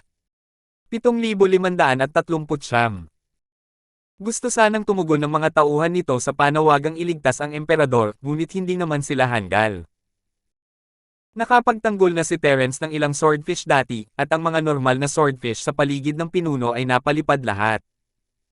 Sino ang maglalakas loob na lumapit ngayon? Hindi ba nila nakita na nabihag ang kanilang amo, at hindi naman nasugatan ang mga ulo ng mga nakababatang kapatid na ito? Mamamatay ba sila? Ang isang matalinong tao ay hindi lumalaban kapag ang kanyang tsansa ay malabo, at ang isang mabuting isda ay hindi rin lumalaban kapag ang kanyang tsansa ay malabo. Hindi naman masama, mukhang nakakaintindi ka naman ng lengguwahe ng tao. Iniisip ko kung makakaintindi ka, pero bubugbugin kita hanggang sa kaya mo. Nagkibit balikat si Terence, medyo nadismaya. Tao, putulin mo ang lolo mo. Nagdilim ang mga mata ng pinuno ng isdang espada at muntik na siyang himetean. Kaya ko bang umintindi ng wika ng tao? Gusto mo pa rin akong bugbugin hanggang sa maintindihan ko. Masyado itong walang awa. Dahil sa kaisipang iyon, hindi na naglakas loob na mag-atubili ang pinuno ng isdang espada. Mabilis siyang tumango, natatakot na baka malaman Terence na nakakaintindi ito ng wika ng tao at bugbugin itong muli. Sige, bibigyan kita ng dalawang pagpipilian ngayon. Tumango si Terence sa kasiyahan at binitawan ang bibig ng nilalang. Hindi naman siya natatakot na tumakas ito, at kaya niya itong sipain pabalik kung gugustuhin nito. Papatayin ka, o susuko ka sa akin. P*K, kailangan pa bang pumili? Natigilan ang pinuno ng isdang espada. Tanging handal lang ang handang mamatay. Gayunpaman, kaya niya lamang panatilihin ang galit sa kanyang puso at patuloy na tumango. Oh, parang gusto mo nang bugbugin hanggang mamatay. Tumawa si Terence, magaling. Papatayin kita paminsan-minsan at saka hahanap ng ibang tauhan na papalit sa iyo. Siya ang magiging kabayo natin. Mawala ka. Halos mabaliw sa galit ang pinuno ng mga isdang espada. Sinasadya mo to, di ba? Tumango na ako, tapos sinasabi mo pa rin na gusto ko nang mamatay. Gayunpaman, sa pangalawang pag-iisip, sinasadya ba ito ng taong ito? Sinasadya nilang hindi maintindihan ang kanyang pinili at pagkatapos ay binubuli siya dahil sa hindi niya kakayahang magsalita. Kahit nabugbugin sila hanggang mamatay, wala silang masabi. Wuwo. Mabilis na umiling ang pinuno ng isdang espada. Sino ba ang gugustuhing mamatay? Sino ba ang gugustuhing mamatay at hayaang pumalit sa kanila ang kanilang mga tauhan? Ang tanging nagawa lang ng pinuno ng mga isdang espada ay ipahayag ang kanyang desisyon nang may pambobola sa kanyang mga mata, natatakot na hindi maintindihan ni Terence at si Pain siya. Ang ibig mong sabihin ay ayaw mong mamatay. Sige, kung gayon ay maaari kang pumili ng ilan sa iyong mga nasasakupan upang maging aming mga kabayo. Umiling si Terence sa pagkadismaya, gayunpaman, medyo mataktika ka. Mula ngayon, ikaw na ang magiging kabayo ko. Tinapik ni Terence ang ulo ng pinuno ng isdang espada, naroon pa rin ang mga bakas ng paa nito, at nakakatawa ang tanawin. Nagulat ang pinuno ng mga isdang espada. Ano ba to, sinusubukan ba ng batang ito na samantalahin ang pagkakataon para patayin ako? Gayunpaman, hindi niya maramdaman ang anumang pagbabago-bago ng tunay na enerhiya, kaya mabilis na umakto ang pinuno ng swordfish na parang walang nangyari at yumuko. Kinailangan niyang aminin na marunong gumawa ng mga bagay ang lalaking ito, ikiniskis niya ang ulo niya sa palad ni Terence. Hindi siya mukhang halimaw sa dagat na nasa foundation stage, kundi isang asong pug na humihingi ng alaga ng amo. Gayunpaman, labis na ipinagmamalaki ng pinuno ng isdang espada. Sa pag-aakalang isa rin siyang walang awang isda, agad siyang nagdesisyon na iligtas ang kanyang buhay. Natigilan ang lahat ng miyembro ng team habang pinapanood si Terence na kontrolin ang swordfish. Kahit si Fernandez ay nahalata na hindi lang basta nakakuha ng bagong kapangyarihan si Terence, gumagamit din siya ng brutal na puwersa para kontrolin ito. Ang pambubugbog kung hindi ka kumbinsido, ito ay isang bagay na hindi matututunan ng iba kahit na gustuhin pa nila. Kung gustong matuto, kailangan niyang magkaroon ng kakayahan. Tama na. Bukod sa pag-iwan sa mga namumukod tangi, hayaan na lang ninyong magsialis ang iba pa ninyong mga tauhan. Siguraduhin ninyong huwag ninyong sasaktan ang mga tauhan ko kapag nagsisyolas kayo. Kapag may nasaktan kayo, babalatan ko kayo ng buhay. Ikinumpas ni Terence ang kanyang kamay at tumalon sa ibabaw ng pinuno ng isdang espada, at tumama ang kanyang puwitan sa ulo nito. Bakit ako magdurusa kung sinasaktan nila ang mga tao? Hindi ba pwedeng maging mas makatuwiran ka? Nagdamdam ang pinuno ng isdang espada, ngunit wala siyang masabi. Siyempre, hindi siya nang ahas na magsalita. Kaya, inutusan ng pinuno ng mga isdang espada ang kanyang mga tauhan na maghiwa-hiwalay, at kahit walang utos ni Terence, mabilis siyang pumili ng 12 isdang espada para maging sakay ng iba. Tinatawag na kahusayan iyon. Tumanggaw siya, sinusubukang makuha ang pabor ni Terence habang itinataas niya ang mga mata dito, natatakot na sipin siya nito kung magagalit siya. Mr. Ford. Ang galing mo talaga. Sa isang casual na galaw, natalo niya ang pinuno ng paaralan ng mga isdang espada. Agad na sumugod si Fernandez. Matapos makita ang kahangahangang kakayahan at lakas ni Terence, nagpasya si Fernandez na sundan ang big shot na ito. Kung hindi, mas magiging mapanganib ang bawat palapag kaysa sa nauna. Kung wala si Terence, hindi nila malalaman kung paano sila namatay. Pero sumali siya sa kalagitnaan, at magkaaway pa rin sila, kailangan niyang ipakilala ang kanyang presensya, at iparamdam kay Terence na tunay siyang tapat. Kung hindi, siya ang unang maiiwan kung sakaling makaranas sila ng panganib na mga ngailangan sa kanila na iwanan ang mga miyembro ng kanilang koponan. Taglay ang parehong mentalidad, tumakbo sina Adam Bolo at Chris, tulad ng inaasahan sa magaling na kapitan. Dahil nandito ang isang makapangyarihang taong tulad ni Mr. Ford, talagang kasing tatag tayo ng bundok tay. Dumating din si Morris, iniisip niya kung paano pananatilihin si Terence sa asosasyon. Kaya naman, matapos maipakita ng hita ang makapangyarihang lakas nito, natural lang na pinuri ito ni Morris, na siyang balahibo sa binti. Hindi sapat ang lakas ng iba, at nang mawala ang pressure, nang hina silang lahat at muntik ng matamba sa lupa, pero sumang-ayon pa rin sila kay Morris, pinuri si Terence bilang kapitan. Siyempre, kahit na sumasang-ayon siya, tiyak na hindi iyon pambobola. Taos-puso ang pasasalamat ng lahat kay Terence. Kung wala si Terence rito, at nasa ibang team sila, kung walang malakas na kapitan na tulad ni Terence, siguradong patay na patay sila laban sa mga espada. Kahit na halos hindi sila makaligtas, tiyak na maliligo sila sa dugo at lalaban hanggang sa halos mamatay na sila. Hindi naman ganito, kinailangan ni Terence na tanggapin ang 70% ng pressure, at ang iba pa. Mahirap, pero sino ba ang magrereklamo? Nasa iisang team tayo. Dahil ako na ang naging team leader mo, siguradong ako na ang mananagot sa'yo. Hindi mo na kailangang maging magalang sa hinaharap. Sabi ni Terence sabay kaway ng kamay. Wala talagang pakialam si Terence sa pasasalamat ng mga taong ito, marami na siyang nagawang magagandang bagay, kahit ang pagsira sa sentro ay itinaas para mailigtas ang mundo at sangkatauhan. Hindi niya ito ginawa para sa isang papuri. Pinigilan ni Terence si Morris sa pagpuri sa kanya at nagpatuloy, hindi ko madala ang mga painting na may ulo ng tigre mula sa unang patong, at nag-aalala ako na wala akong paraan ng transportasyon. Ngayon, maaari ka nang pumili ng kahit sino sa kanila bilang mount. Dahil ang isdang espada ang paraan ng transportasyon, mas mabilis din ang ating bilis. Makapangyarihan si Mr. Ford. Hindi kita banibighani, pinupuri lang kita mula sa kaibuturan ng puso ko. Hinawakan muna ni Terence ang isang isdang espada at sinabing puno ng emosyon ang mukha, kung ikukumpara, ang kakayahan kong kontrolin ang mga halimaw sa dagat ay walang-wala. Hindi ko nga makontrol ang kahit alin sa mga isdang espada rito, pero kayang kontrolin ni Mr. Ford ang buong kawan ng mga isdang espada sa isang sipa lang. Ang pagkakaiba ng dalawa ay parang pagkakaiba ng ulap at putik. Mr. Ford, ang galing mo talaga. Mga painting na may ulo ng tigre at isdang espada, gaano man kalakas ang mga halimaw sa dagat, kailangan pa rin nilang sumuko sa isang sipa. Ito ba ang teknik sa pagkontrol ng Bigfoot? Kung matututunan ko ang ikasampung bahagi nito, hindi. Kahit 1% lang, sigurado akong magagawa mo ang gusto mo rito. 7,540.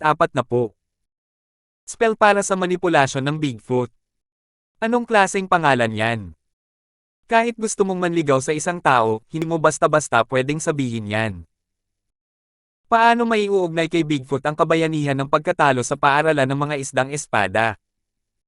Gayunpaman, isa itong magandang imahe. Lihim siyang kinamumuhian ni Morris at ng iba pa. Medyo walang saysay ang pambobola ng lalaking ito. Bakit hindi natin naisip ang mga salitang ito? Sige, sumakay na kayo sa mga angkan ninyo at umalis na. Hindi alam ni Terence kung tatawa o iiyak. Anong kontrol sa binti? Hindi ka ba makaisip ng mas mababang pangalan? Tama. Ang manipulasyon sa binti ni Mr. Ford ay talagang kahanga-hanga. Wala akong pakialam kung painting na may ulo ng tigre o isdang espada. Sa isang sipa lang, magiging masunurin na ito at magiging ating bundok. Nakita ni Morris na walang anumang pagtutol si Terence sa pangalang, kontrol ng higanting paa, at ayaw niyang maulahi. Tama. Hindi ko kailanman pinangarap na magagamit ko ang isang makapangyarihang halimaw sa dagat bilang isang bundok.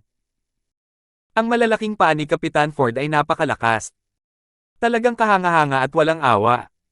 Tama. 2 beses sinipa ng pinuno ng guild ang mga halimaw sa dagat ngayon, at 2 beses din silang sumuko sa kanya. Isa siyang hanggal. Agad na sumang-ayon ang mga tao mula sa Night Association, at isa na namang sunod-sunod na papuri ang dumating. Nanlaki ang mga mata ni Terence nang walang magawa, ano ba ito? Bakit hindi mo sabihin na ang kanya ng Diyos ng unggoy, o ang kulog ang yumayanig sa langit? Nakakapagod talagang makipag-usap sa mga dayuhang ito, at kahit ang magagandang salita ay maaaring maging biro. Gayunpaman, sumang-ayon pa rin ang mga taong ito nang may isang tiyak na tingin. Ang kapitan ng pangalawang sipa ay makapangyarihan. Kayo ang mga tanga. Ayaw makipagtalo ni Terence sa mga ordinaryong tao, isa siyang taong nang ibabaw na sa Skyclass Island, paano kung sipin niya ulit sila? Boom! Bigla, may malakas na ingay na umalingaw-ngaw sa karagatan ng kamalayan ni Terence. Muntik nang mahulog si Terence sa likod ng pinuno ng isdang espada. Ha! Nakita ng pinuno ng mga isdang espada na malapit ng matamba si Terence at labis siyang natuwa. Bigla na lang ba inatake sa puso o dinurog ang utak ng taong ito? Ang galing niyan. Nang maisip ng pinuno ng isdang espada kung paano ito makakatakas sa kontrol ng mga tao, labis itong natuwa at hindi napigilan ng katawan nito ang panginginig. Bang! Sa huli, bago pa man matapos ang pagyayabang ng pinuno ng swordfish, isang malaking paa ang dumating at direktang tumama sa kanyang mukha. Anong ginagawa mo, may epilepsy ka ba? Biglang sumabog ang dagat ng kamalayan ni Terence, at habang nag-aalala siya, biglang gumalaw ng walang direksyon ang pinuno ng isdang espada. Galit na galit si Terence, sabihin mo nga sa akin, ikaw ba ang yumanig sa akin at muntik na akong matamba? Kuya, ikaw ang hindi umupo ng tahimik. Bakit nakakapit ka pa rin sa akin? Hindi ka ba masyadong walang hiya? Isa na namang sipa ng walang dahilan, ang mukha ko. Nang maisip ito, umiling ang pinuno ng mga espada sa pagtatangkang mapasaya siya. Hindi na mapakali si Terence sa halimaw na ito. Mabilis niyang ipinikit ang kanyang mga mata at ginamit ang kanyang spirit sense. Ang pandama ng espiritu na ito ay isang bagay na palaging inaasahan ni Terence. Malaking tulong ito sa kanya maging sa pagtukoy ng panganib o pakikipaglaban sa mga kalaban na mas mataas sa kanyang antas. Kung biglang sumabog ang kanyang espiritual na dagat ngayon, hindi na niya malinang ang kanyang espiritual na pandama sa hinaharap. Gayunpaman, sa sandaling na-activate niya ang kanyang banal na pandama, siya ay nagulat. Hindi niya alam kung ano ang nangyayari, pero ang pagsabog ngayon lang ay parang isang maaliwalas na araw mula sa langit. Ang kanyang sinaunang espiritu ay mabilis na bumabawi. Simula nang masugitan siya sa Sky Class Island, hindi na nakabawi ang kanyang essence spirit. Muling itinayo niya ang kanyang katawan sa sub-island, ngunit iyon ay sa dagat lamang ng kamalayan. Hindi gaanong umusad ang kanyang essence spirit. Gayunpaman, sa sandaling iyon, halos gumaling na ang mga pinsala ng kanyang primordial spirit. Ano ba to? Ano ang nangyari? May nangyari ba talagang ganoong himala? Ang pinsala sa espiritu ang pinakamahirap na makabangon, kung hindi ay hindi sana matagal na nakabangon si Terence gamit ang kanyang mga resources. Gayunpaman, ang banal na kidlat na bumagsak mula sa langit na parang isang pagsabog ngayon lang ay nagpasabog sa kanyang banal na pandama. Maaari kayang ito ay isang regalo mula sa hari ng ahas sa dagat. Naisip niya ang unang antas, kung saan lahat ay bibigyan ng mga superpower matapos makuha ang pagsang-ayon ng hari ng ahas dagat. Kung mapahamon niya ang isdang espada sa ikalawang antas, ibig sabihin ba nito ay natapos na niya ang misyon ng hari ng ahas dagat at nakuha na ang pagsang-ayon. Gayunpaman, kung ganoon nga, gaano nga ba kalakas ang hari ng ahas sa dagat? O maaari bang ang ikalawang palapag ng siyam na palapag na glazed pagoda ay may kakayahang natural na magpagaling ng mga pinsala ng sinaunang espiritu? Gayunpaman, ang problema ay hindi niya nalinang ang kanyang sinaunang espiritu noon. Paano ito makakabangon ng mag-isa nang walang ginagawa? Kahit alin pa iyon, napakaganda nito. Mabilis na lumipad ang isip ni Terence, ngunit hindi niya ito maintindihan. Walang paraan para ipaliwanag ito. Hindi niya ito maintindihan. Pero kahit ano paman, maganda pa rin ang naging resulta nito. Nang bumalik ang kanyang essence spirit, natural na bumalik din ng malaki ang lakas ni Terence. Nang bumalik ang kanyang essence spirit sa tugatog nito, kahit ang buong sentral na puwersa ng secular na mundo ay hindi na makakayanan ang kahit isang galaw niya. Dati, wala man lang pakialam si Terence sa palasyo ng hari ng Kraken, pero ngayon, kailangan niyang sabihin na humanga siya. Pero na. Napagtanto ni Terence na sandali siyang natigilan, at lahat ay nakasakay na sa swordfish, ngunit hindi siya umalis. Hindi sila ng ahas na magsalita, nakatingin lamang sa kanya ng walang ekspresyon. Mabilis niyang hinawakan ang dorsal fin ng pinuno ng swordfish gamit ang isang kamay at itinuro ang isang direksyon gamit ang kabila, pinangungunahan ng grupo. Siya nga pala, may naramdaman ka bang anumang pagbabago sa iyong mga katawan ngayon lang? Hindi sigurado si Terence kung isa siya sa mga exception, kaya humarap siya sa iba. Halimbawa, nagkaroon ka ba ng bagong superpower o bumuti ang orihinal mong kapangyarihan? Mr. Ford, pareho pa rin ako ng dati. Parang wala pa akong natatanggap na bagong kapangyarihan. Natiglan si Morris noong una, pagkatapos ay naramdaman niya ito at umiling. Oo, maaari kayang may natuklasan si Mr. Ford. Naramdaman din ito ni Morris, ngunit wala siyang nakitang espesyal. Wala pa rin akong natatamong kakayahan. Ang ibang miyembro ng Night Association ay nagpalitan ng ilang salita at umiling. Mukhang wala na tayong pagkakataong magkaroon ng mga superpower. Sayang naman. Hindi naman yan palaging totoo. Tutal, pangalawang palapag pa lang ito, at ang Macintab na pagoda na ito ay may 9 na palapag. Marami pang pagkakataon mamaya. Tumanggo si Terence, inaalo siya. Tila isa siyang exception. Kung tutusin, imposible para sa mga taong ito mula sa sekular na mundo na magkaroon ng anumang espiritual na pandama. Sa pinakamarami, ang 6 na pandama ng mga cultivator ay medyo mas sensitibo. Sinusubukan din ni na Mike, Chris, at Aden Polo ang kanilang mga kapangyarihan, ngunit umiling sila. Kapitan numero 8, bakit mo natanong? Nagkaroon ka ba ng superpower? Sina Mike at Terence ang pinakamalapit sa isa't isa, kaya hindi sila nag-aalangan kapag nag-uusap sila. Tinawag niya si Terence na Kapitan 8. Tutal, kahit ano paman, si Terence ang bodyguard niya, at mas nakahihigit siya kaysa sa iba. Ako. Hindi. Umiling si Terence. Hindi siya nagsisinungaling sa kanila, pero ang banal na pakiramdam ay hindi isang kapangyarihan. Isa itong sistema ng pagsasanay. Salamat po at sinamahan niyo ako, ingat lagi mga master.